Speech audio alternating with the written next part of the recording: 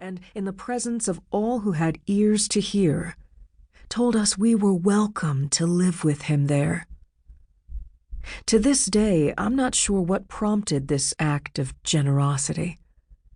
We discussed Kreon, as we discussed many in this city, because of our origins. Perhaps it was because we were family, and there were rules for family, and Kreon loved rules.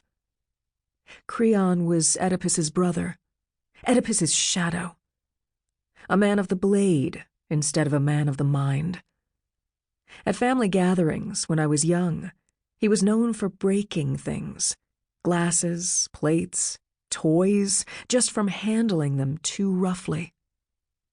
Once, my mother asked him to brush Ismini's hair for her, and Ismini spent the entire time trying not to cry as he ripped knots out of her head.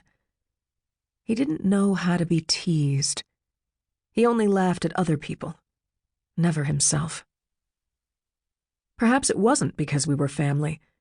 Perhaps it was because we were children of Oedipus, warped though we were by our genes. And Oedipus had almost started a revolution. He was a symbol, and so were we. And what better way to take the power from a symbol than to claim it as your own?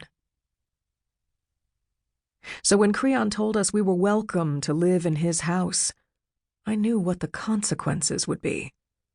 He would let Polynices and Eteocles and Ismini and me live, but we would do so at his pleasure. We would live in his house, lending legitimacy to his rule, and he would keep his eye on us. We thank you for your generosity, I had told him in the moment. 2. Polynices. Been coming here to the Cafe Athena for several years now, ever since I had spent to burn and she started working here. It was her dad's shop.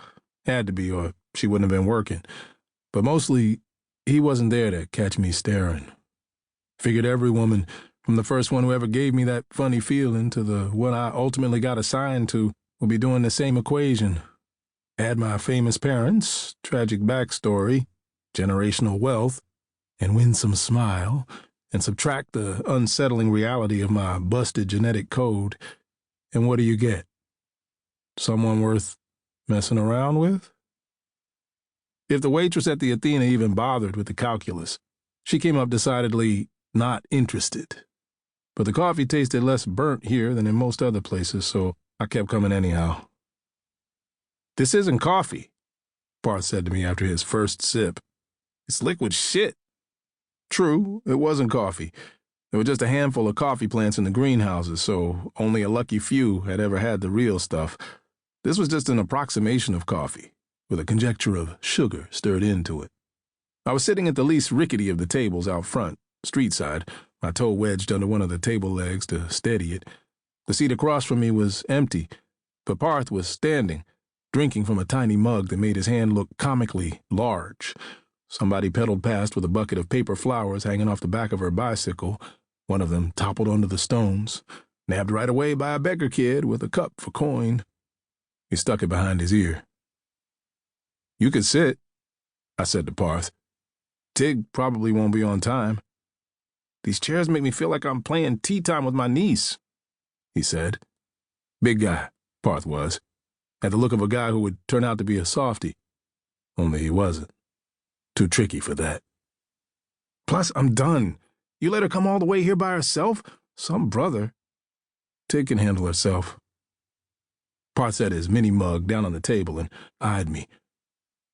"You're not going to tell her nothing, right?" "Of course not. But you know her. She might figure it out anyway."